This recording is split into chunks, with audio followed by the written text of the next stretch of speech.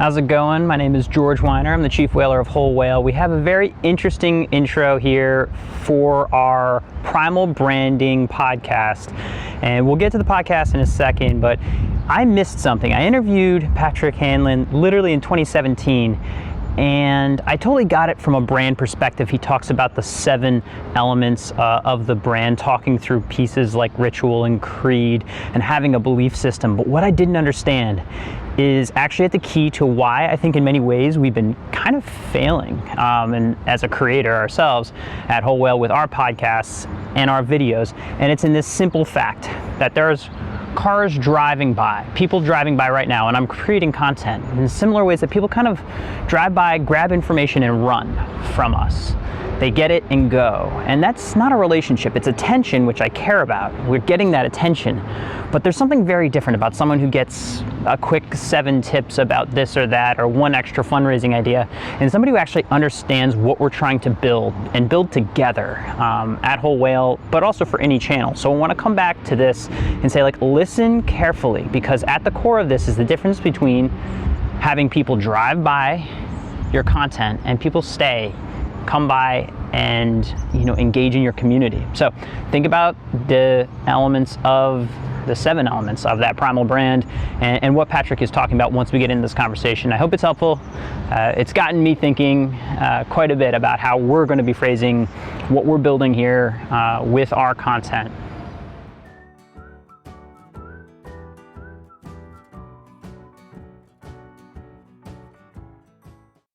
Welcome to episode number 177. This is a special rebroadcast of an incredible interview we did with Patrick Hanlon, the author of Primal Branding. Now, this was a book written in 2011, and I'm starting to see the elements inside of the brand's Primal Code pop up in a lot of popular movements, in also the research I've been doing on YouTube channels that are really crushing it right now. And they're all picking up these elements. And so this has really become quietly like an incredible blueprint for designing the holistic communications strategy of organizations that, in this interview, I don't think I fully realized how much knowledge was being dropped and how much I really should have taken it to heart. So I'm rereading the book and I'm reapplying it actually to some new fields, specifically around video and some audio branding. But overall, I think there's a lot more to this episode than I realized. So hang in there. We have an intro and it gets going about 4 minutes into it. So if you want to skip into that, go for it. But there's some elements that you should be taking note of. And just to give a little quick framework for you, the book was Primal Branding, and he talks about it as a brand's primal code with these 7 elements. And I want to just sort of prime you with them. The first is a creation story, as in where did you come from, the Moses on the mountain type of thing. Number 2, creed. What is the just do it, as in Nike? That is your organization's creed. Is it repeated? And can your audience sort of see themselves being, repeating and saying these words in association with you? Number 3, icons. The iconography of the American flag or a Starbucks cup or the Nike swoosh and Apple logo that you're probably looking at as you're, listening to this as we speak. Number 4, what are the rituals? What are the routines and rituals that are associated with your organization? And I mentioned sort of the annual giving or moments like that. However, rituals go far, far beyond into what we're thinking and associating with preparing our cup of coffee or tying or thinking about tying our shoes as we go out for a run and that type of ritual of working out. Number 5, pagans. So the sort of non-believers. It's us and them. It's Coke or Pepsi. It's Apple or Mac. It's Burger King or McDonald's. And so how do you define the non-believers and the believers? And that sort of strengthens the who we are by definition of who we are not. Number 6, sacred words. I really love this one, and I'm really working on trying to think more about it. But the sacred words are the sort of language we end up using. And you think of, the ordering animal style at an In-N-Out burger and knowing the secret words there, or going back to coffee, double flat, extra mocha latte, whatever. Can I get that in tall or grande? They could have just called it small, medium, and large, but they didn't. They used the sort of words that were insider, sacred to the institution. What are those words that you work for your audience to understand and use to define the issues around it? And this is different than the creed, right? This gets into the nature of how we talk to each other and identify each other and speak with the same, the same concepts. And number 7, leader. I get a little nervous, to be honest, around leader, but talking about that founding leader, that Gandhi-type figure.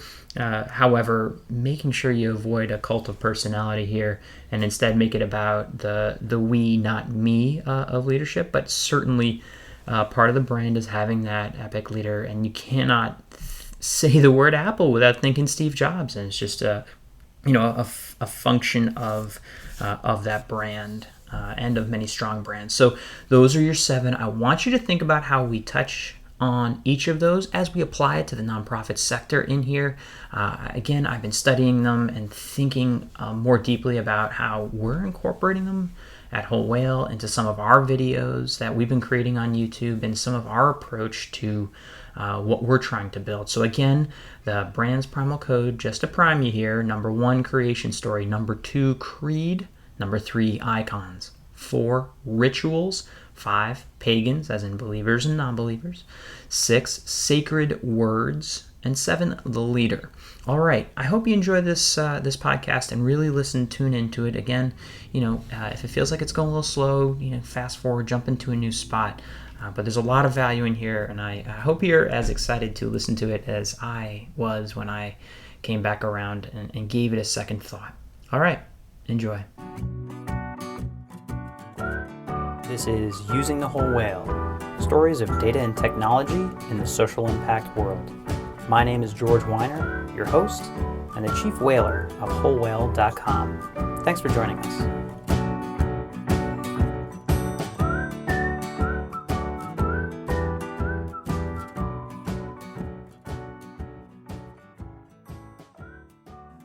I'm excited today because we are speaking with somebody who can really shed some light on what the word branding and the activity of branding really means when you get down to it. He is the author of Primal Branding. His name is Patrick Hanlon, and he's also the founder of THINKTOPIA. But getting back to this, I sometimes have the feeling when someone says the word branding, like I'm playing like buzzword bingo. Hold on. I'm just going to play this for you, and it pretty much captures how I think. He didn't fall? Inconceivable! You keep using the word. I don't think it means what you think it means. Yeah, so Inigo Montoya captures it perfectly. People say the word branding quite a bit, and I'm always in the back of my head, I don't think that means what you think it means. I'm excited because we're about to dig into exactly what branding means to Patrick. So here we go. Thanks for joining us. And I'm here with Patrick Hanlon, the CEO of THINKTOPIA and the author of Primal Branding. Patrick, how's it going, man? Hey, it's great to be here. Thanks for having me, George. Yeah. I'm very excited to have you on because we're going to talk about branding and some elements that can apply to nonprofits. I love your framework and approach. But first, I feel like I'm maybe selling you a bit short because you've done work with like Fortune 100 clients like Amex, but also in the nonprofit sector. You've worked with folks like little-known foundations like the Bill and Melinda Gates Foundation. Can you fill us in a little bit more, about your background and maybe work specific in our sector? Sure. Yes, I've always worked in the so-called nonprofit sector.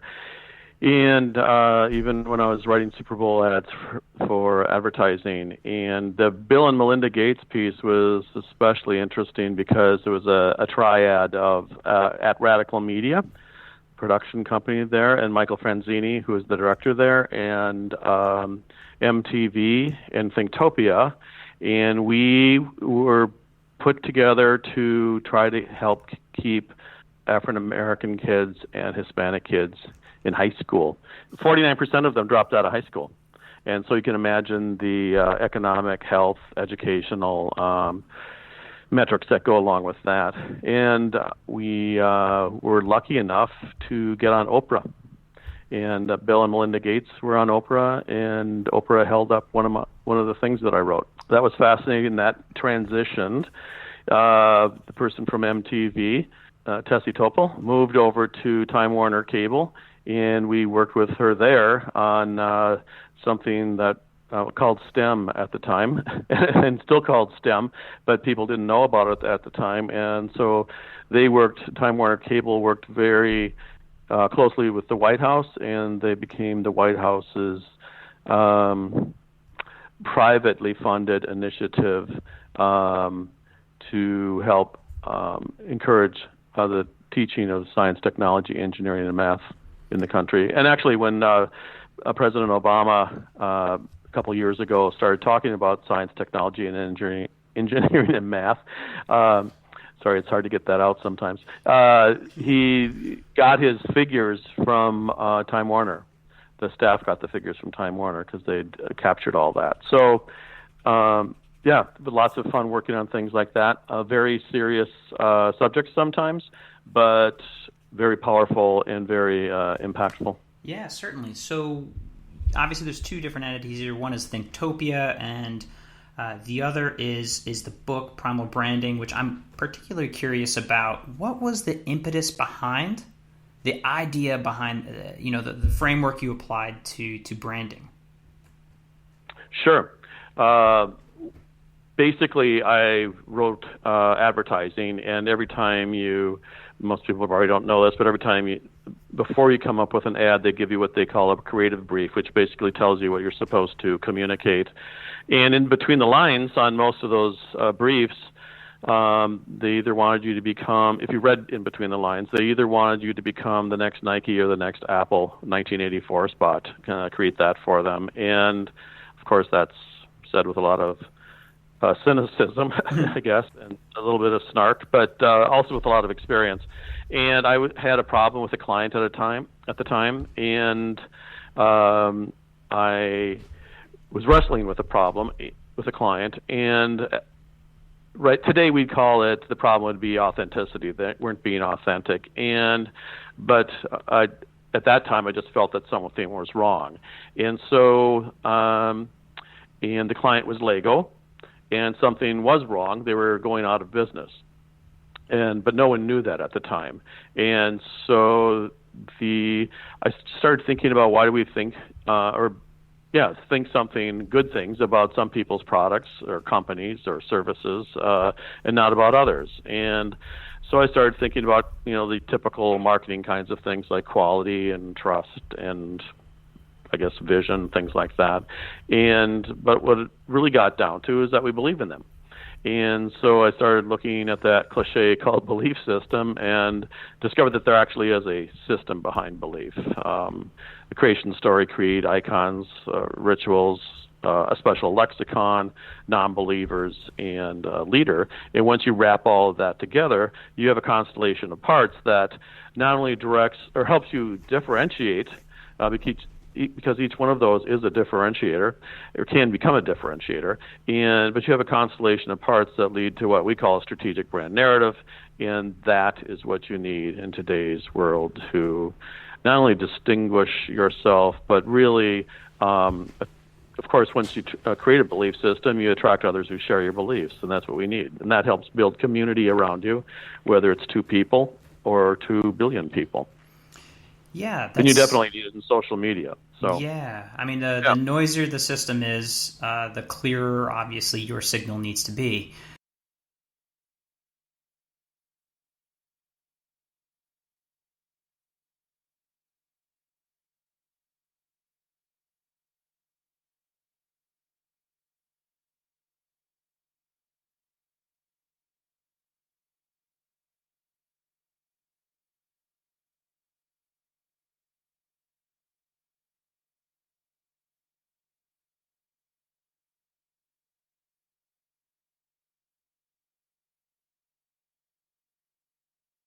Getting back to the jump, it seemed like you were realizing that the client had a deeper problem, and it was that bridge that a brand is actually a belief system. And when you're talking about a belief system, then we can begin to dissect it a bit more. you were rattling through some of those elements, but just to list them out, you're talking about a creation story, you're talking about a creed, icons, rituals, which you call pagans, and the believers, not believers, the sacred words, and leader. A lot of elements. Do you need all 7 equally, or are there kind of like a pick and choose them? Well, you need to be a powerful brand, a Nike, Apple, Starbucks, Trump, Obama. You need all 7 of them. I mean, you have all 7 of them. That's how you become those entities. Do you really need them? No, you can be in a low interest category, like tires or mattresses, and get away with one, like tires, the Michelin Man, I guess, right? Or the blimp. So you have one. And icons, right? And so, but I think that if someone else came along who had purpose, who had a little bit more going for them, a larger story, a better story, a more impactful story that resonated with people, Michelin and Goodyear could find themselves disrupted. And I guess thinking about mattresses for a second, Casper mattresses has come in, and that's a category that's low interest. You don't even call a mattress when you get it; it becomes your bed, right? And so Casper mattress now, I don't know if you've heard of them, but they're making great strides of making great inroads in that category just by having a better story, bigger story. Yeah, absolutely. So, I'm actually a tuft and needle guy, so. I felt like Casper was too popular, so I went the other way. But this is interesting, right? We're talking about products, but I'm, let's say, an executive of a mid-sized nonprofit. And, one thing I have in spades is a creation story. Like, it is great, it's bold, somebody survived a thing, and it's inspiring. How do I then build that into a belief system? Like, what is the next step? How do you go about thinking about this? And what is the difference? Sure. And what is the difference between when we talk about a mattress and when we talk about a not-for-profit social movement? Well, the thing that pulls them both together is that you have community. That's what you want. That's what you need, is to have a community. You can't be just one person trying to do this. You need to have the networks of other people. That's what makes us stronger and more impactful. And so what you're trying to do, whether it's 2 people or, many more, you're trying to take that community, drive that community, create networks around that community so you can create an even larger community. And so if you have a great creation story, and most, or I would say a lot of nonprofits do have that one visionary person who either had the vision or the capital to want to do something and make something better, right? And so you use that as kind of the nucleus, and they probably wanted to do it for a reason, so that would bring along your creed. The creation story, once we know where you're from, we want to know what you're about, and so that would be the creed. In products and services, it would be like think different for Apple, or just do it for Nike, for example, which come down to the theme lines sometimes, but internally there might be something else going on. And by the way, there is an external community, and there's, of course, the internal community. Usually we, in marketing, a lot of the times we talk about that external community because that's your consumers, your users, and so forth. But there's also the community inside, especially in nonprofits. And because if you don't believe in what you're doing, you're certainly not going to get anyone else to believe, right?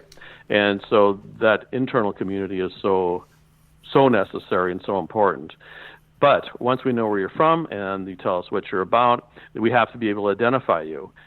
This is where the issue of brand has been traditionally, where you think of the brand as being the Nike swoosh or even the Nike shoe. So it's the product or the logo and probably these days the website, but it's so much more. And the icons are really those quick concentrations of meaning that signal your brand. They might, for Apple, for example, it might be the earbuds. You know that they're Apple earbuds, and not Beats, which are also Apple. Yeah, and they bought that up. By the way, because they were yeah, by the way, have become an Apple product. But or you see someone walking down the street or across the street with a Starbucks cup, and you're looking for a Starbucks, you ask them because they're part of the tribe, right? More than once I've gone up to someone and asked, hey, where'd you get that? Just to find out where the local Starbucks is, and when I'm out of town. And so icons engage all the senses, sight, sound, but smell, they're public taste. facing, right? So they're social proofing in Yep. some ways, and they're Well, they're recognizable. public facing and they're internal facing as well, Yeah. and sometimes they're both. But I was just speaking at Heifer International down in Little Rock last week, and they have a great facility down there that's LEED's awarded, and that building is an icon, right? And the fact that it's LEED, Yeah. is just adds to their reason for being, right? And they had a garden and goats and all this other stuff surrounding it, and They actually had it's goats out fantastic. there? And They had the goats wandering around the campus. All right, that's good. not wandering around. They were in a shed. They were Okay. actually the goat had just given birth. Oh, wow. But that all adds to their reason for being and reinforces their reason for being, because they give away goats and cows and so forth to disadvantaged people. So, Sure. or people who might be struggling at some level. And so icons, and then icons and rituals go closely together. In Heifer's case, the giving of the goats would be a ritual. Meetings are a ritual. This podcast is a ritual, and we have certain expectations that need to be met for each one. And annual giving drives are rituals.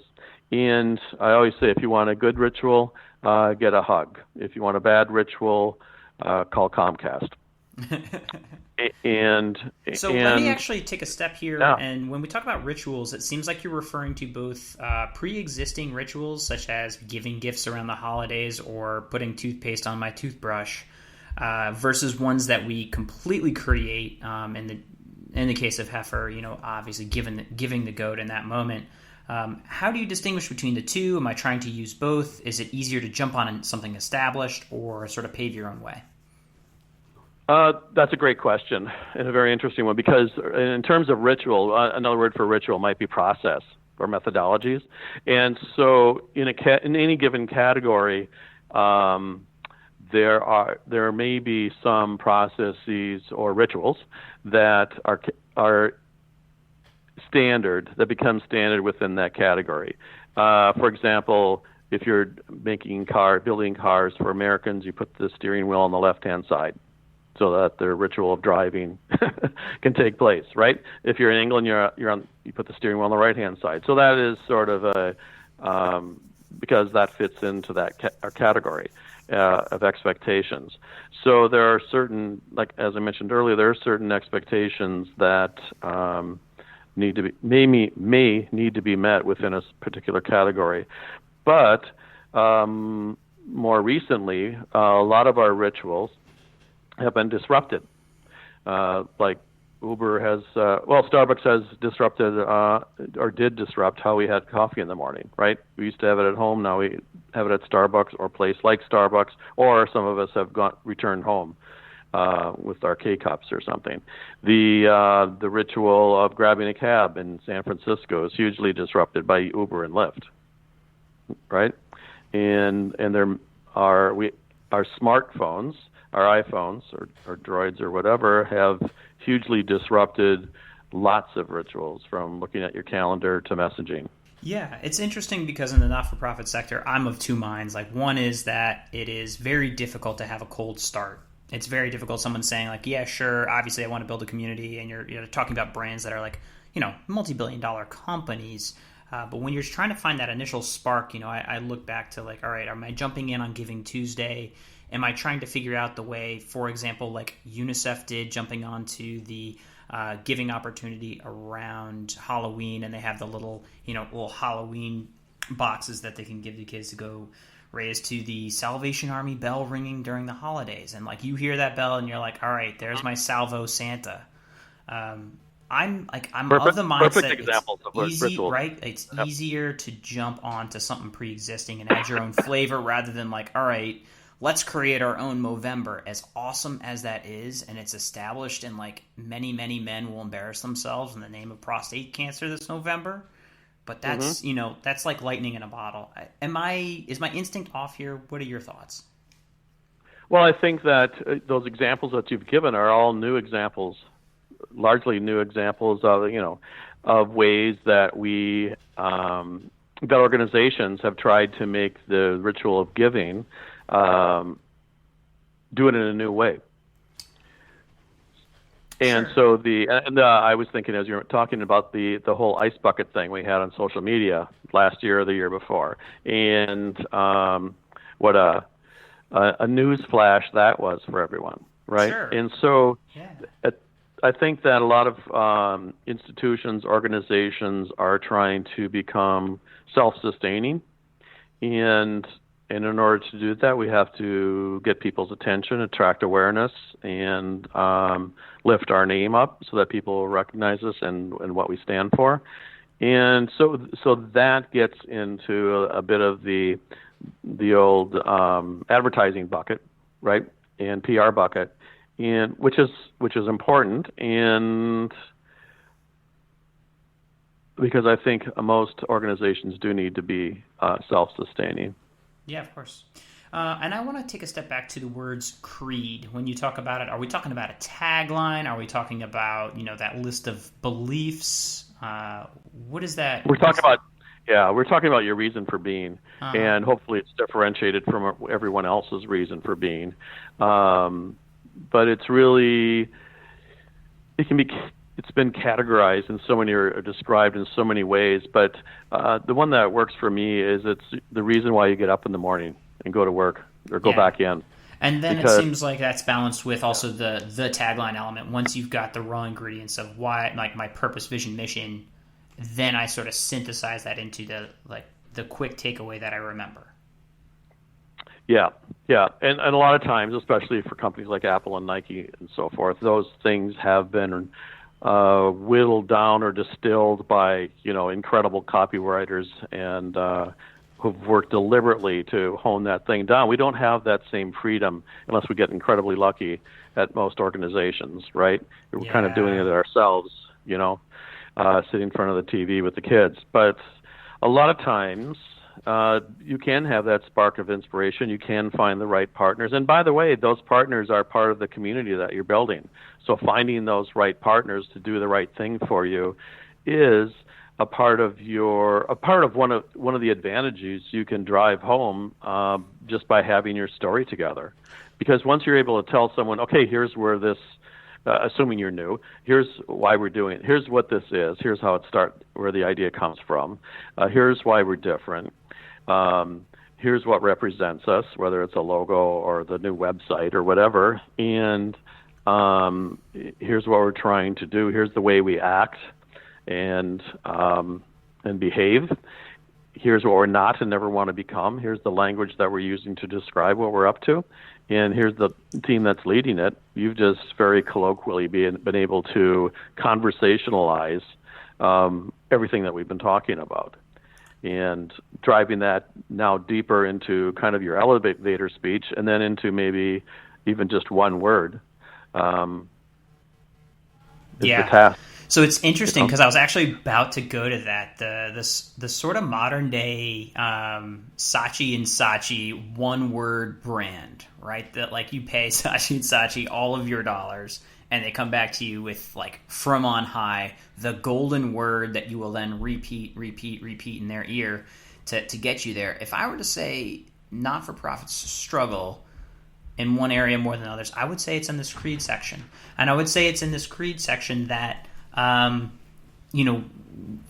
have missions that like go on for like 2, 3, 4 sentences. Like we're going to change the landscape for low-income people in this district of, and it continues. So what is your advice, or what is your approach on how we get back to the synthesis of that? Yes, well, that's where you become like a coach or psychologist, because you have to tell them that they're not alone. The same thing happens inside the hallways of most corporations, and that really is the challenge, because what you're trying to do is to get to that essential truth that makes you different, differentiates you, but also illuminates what you're all about and what you're trying to do. And so that's tough. There's science to that, there's art to that. There's analytics that go along with that, right? And so it's no easy chore. Yeah. And lots of companies, whether they're on the shelf or online, or face that same challenge. And even people face that challenge. Cities face that challenge, and certainly things face that same challenge. So what you're trying to do then is part of it may be just to find something that thing, that way that you're trying to create impact or trying to help.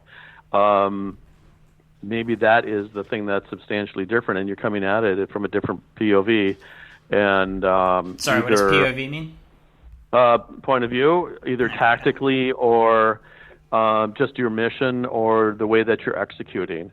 Paul Pollack talks about how he was helping farmers in Nepal just to grow, more cauliflower or potatoes, and he used a drip system that was made out of, Post-it notes and stuff, and it did not cost $1 million, but it was just very, very simple. But he was able to do that. So it was he used engineering, his own engineering skills and the technologies at hand to create something that would still be here when he left. Yeah, so, I think to come back to why shorter is better and some of the analytics, I mean, it's a fundamental, immutable truth about the human memory that there's decay. Memory decay happens. We have, literally 7-digit phone numbers because they tested it and they realized that. And when you add that eighth, that's the cliff in terms of what we forget. Of course, no one has to remember phone numbers anymore. But the shorter it is in terms of how people are associating you in their memory and the rituals they associate you with, it's more likely that you'll come up when the buying decision or moment happens. Is that a fair summary of the reasoning here? Well, I think the thing is both attention and awareness, and our attention spans have shrunk to nano size, and we're also deluged by, 1 million different impressions every day. Yeah. Or so it seems, right? And I don't know if anyone could I think there probably are some factoids around that, and so how to break through that and how people pay attention is, totally up for grabs. But so that's why you need to build a story. You can't just be another person. You have to have that narrative so that when you do get someone's attention, and by the way, word of mouth works wonders. In advertising, we used to snarkily say that word of mouth is the best form of advertising, always has been the best form of advertising. But it was snarky because we knew darn well that there were no metrics there. We couldn't, at that time anyway, put numbers to people's conversations in the office kitchen, or what women were saying in the parking lots or across the fence from one another. These days, they put all that online, and we can put metrics against those. So that data now has become very important, and word of mouth is incredibly important. And so it's not just what we're spinning out there for people to pick up, but it's what people are talking about. And by the way, there's a great piece that people should know, I think, that comes from one of the PR companies that I'm spacing out on right now, but maybe we can fill it in later. That things only rise to your awareness after people see it from or hear about it from 5 different places. So maybe your friend says something, you see something in the news, that's 2. You see an outdoor board, that's 3. You read something or find something on Facebook, that's 4. And then you see an ad or something. Yeah. So that'd be 5, okay? Or maybe another friend says something, or you see something on Twitter, okay? Or Snapchat. And so, but only then does something, are we aware of something, whether it's a new movie or a new kind of yogurt or whatever that is, or a new community organization. And so thinking about that starts to have ramifications in how you activate these pieces of what we call code and where they go. So you might think about having the creation story in one place and the creed or whatever in another, and what you're not never want to become in someplace else. And so that you're able to tell your complete story, because what those 7 things do is they really ping the emotional touch points you have, and also the things that we are hardwired, that our brains need to have something just make sense. Mm-hmm. And icons, for example, tell us whether we are safe or in danger. Sounds and smells, certainly. And if we see a tiger coming running at us, we know that we need to do something. Yeah. And so we need to respond, right? And so understanding that this is sort of a multi-dimensional framework that seems very simple, 7 things, but it's very multi-dimensional, and there's a lot at stake. And so those organizations that are able to pull this narrative together about here's how we started, here's what we believe in, what we're about, here's what represents us, here's the way we act, this is the way we act, this is the way we talk about what we do, this is what we surely don't want to become, and we let other people do that. And then here's the leadership team. Once you're able to pull all that together, you just make sense to people. You have people nod rather than become confused. And so I want to move on to... Confused don't buy. Yeah.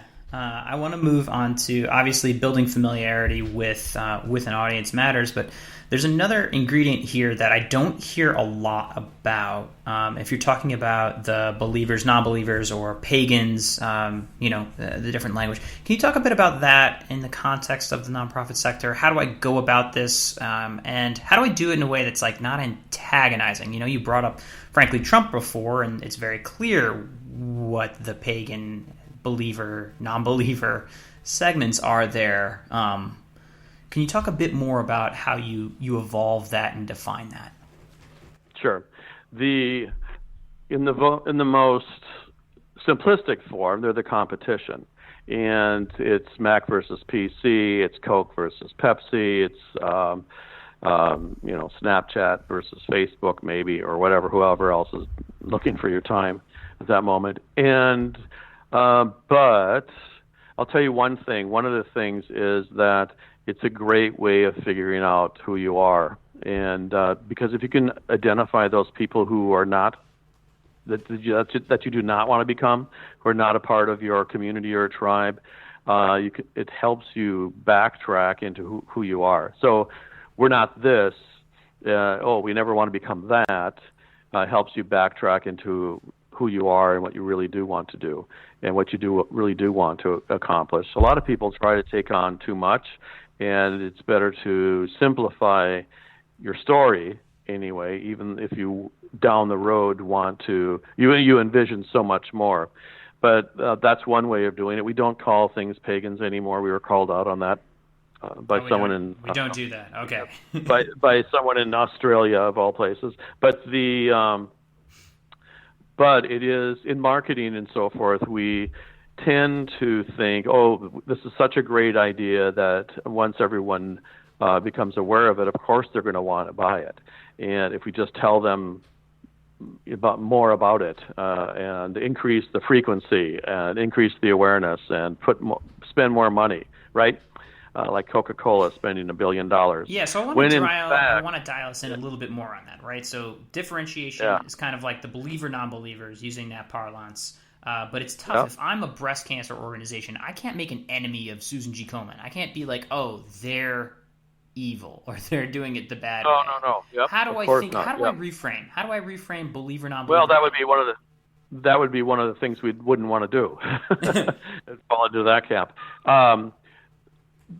So you have to find out what you really are about, and there are all kinds of ways for going after that problem. There are all kinds of ways. I mean, maybe there's a different problem, a same but different problem or way to approach it. There are all kinds of abuse and so forth as well, child abuse, sexual abuse, and so forth. There are many forms of cancer. and it's difficult to respond to that really without knowing what the case example. You know what I mean? Yeah. The example is, but I've worked with the American Cancer Society and some other organizations like that, and so you tilt it or reframe it in the way that best suits you. Yeah. I mean, I think it's also interesting going back to the Coke versus Pepsi. You know, you're like, oh my gosh, what total polar opposites. We're talking about the same damn sugary drink. And if we can have basically believers, non-believers of a stupid sugary drink, you can certainly figure it out in your sector. Well, I think so. Or maybe you focus on not solving cancer, the research, but you work on hospice care, or you're working on technology, or you're working on other solutions, or So it seems like in the nonprofit sector we end up with more the believer. We are the believers. This is how we define the believers framework, and sort of passively let it be in terms of the non-believers, people that don't think that there can be a cure, people that don't believe that there's an end for domestic violence or something to that effect. We are filled with believers, right? Actually, we're filled with not just believers, but zealots. And people believe very strongly because they have many times they have some kind of personal connection to the problem. Whether it's cancer that you mentioned, or whether it's abuse of any kind, or any of the other opportunities that are out there. I mean, there are dozens of them. As before we get to the rapid fire round, and then at the end I do want you to talk a bit about THINKTOPIA. Before we get to the rapid fire round, I'm curious, you've worked with many different organizations and also not-for-profits. What are, some of the wins or upsides when it comes to the impact of when a brand gets this right in the context of primal branding and checking these boxes? Are there any stories or case studies or sort of metrics you have to throw at this? Yes, there are some metrics and so forth. I can't really get into that, but one of the things that I was thinking about when, as we were talking, or remembered, is I think this is true, that I did the first public service spot for child abuse on MTV, the first public service spot on MTV, and we used Tom Waits, and it was for verbal abuse, and it just increased awareness of the problem. And at that time, no one was really talking about child abuse at all, and but you see where we've come since then. And so what Primal Brand, what this process or methodology or construct, heuristic, whatever you want to call it, and it's been called all of those things, does is that these things become tools, so you can work yourself through all of those pieces of code and figure those out. And I'm sure people who've been listening have been going, oh yeah, we have that, and we have that, but I don't know what that would be. And so the big brands, the most powerful brands, have all of those things. And, democracy has all of those things. Climate change has all of those things, and so forth. And so the ability to pull that story together is crucial and fundamental. And it's also the superstructure that helps pull your brand community together, because once you lay down a belief system, you attract those who share your beliefs, and nowhere is that more fundamentally possible and important than in nonprofit organizations and the work that they do, right? Yeah. And so people are committed, work 24/7, 8 days a week in order to get some of these things done. They're donating time when they could be, at home with their families, et cetera, et cetera. So there are a lot of committed people, and to help keep them, not only keep them motivated, because a lot of them are so self-motivated, but to keep the dream alive, it's great to have these things in place and to remember that they need to be resonant. And it's not just enough to just identify them, but they have to be tweaked from time to time. And a lot of time when organizations become kind of old and stale and, maybe lose some of their funding, et cetera, or don't seem as relevant as they once used to, the reason is that they've let some of these things get a little bit dusty, rusty, tired, and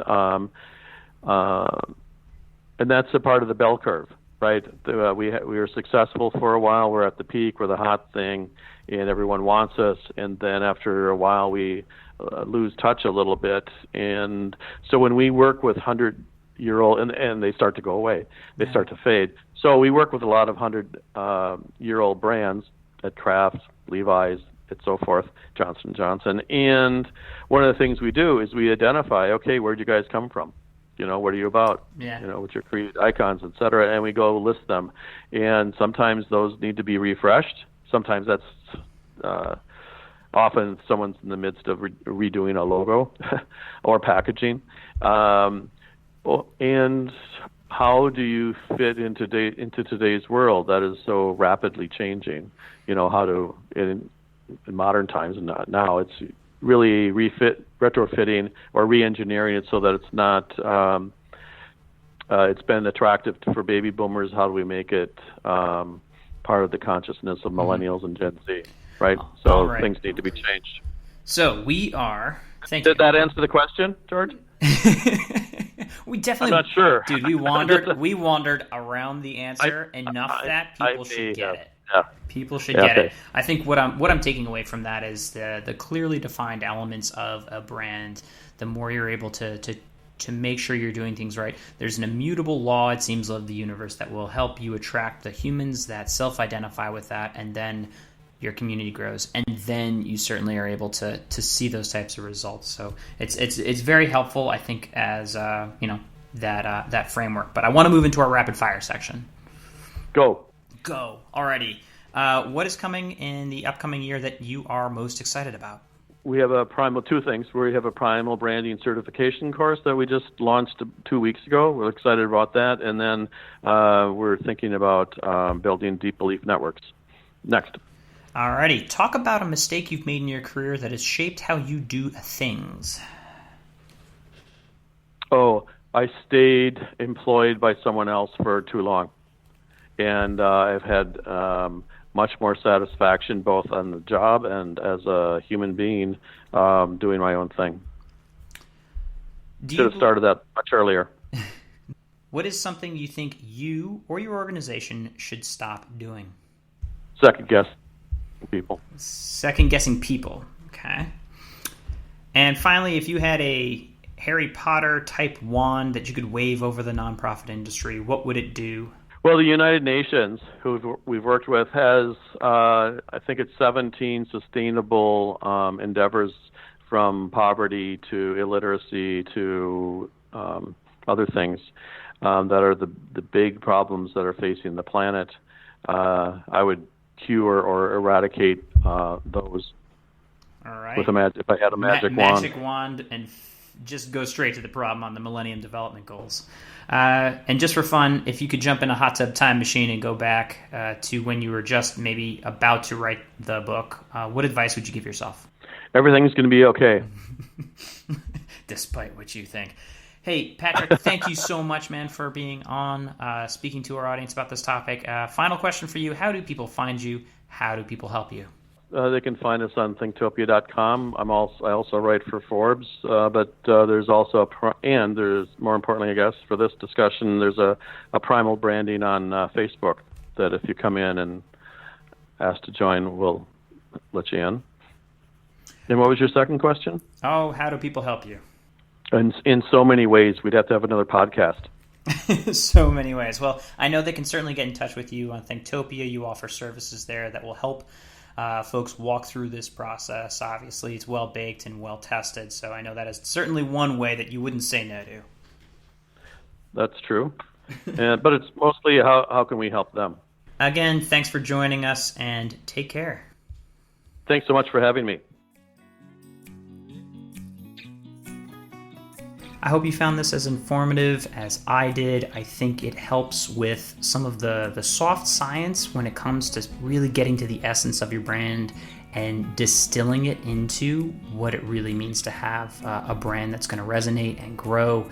Learning from everyone who's in the for-profit sector selling everything from coffee to Coke to mattresses to now our own brands that are trying to build up more people joining to the cause, more people trying to change things in the world that should be.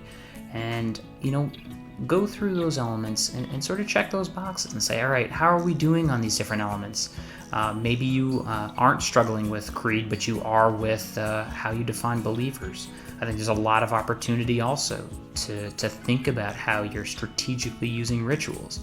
So no shortage of homework, as always, from our guest today. Episode resources will be available. This is episode number 69. You can find that at wholewhale.com/podcast. As always, thanks for joining us. Take care.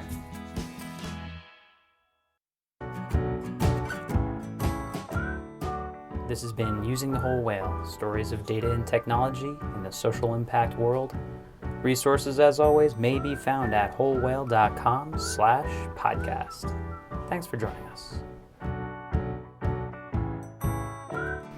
Today's music brought to you by the one and only Greg Thomas, gregthomasmusic.org. This guy's phenomenal, and if there's a jingle in your head or a tune and a song in your heart, he'll find it and put it to paper, well, at least to digital paper, and help you add a bit more narrative to any sort of video or work you're doing.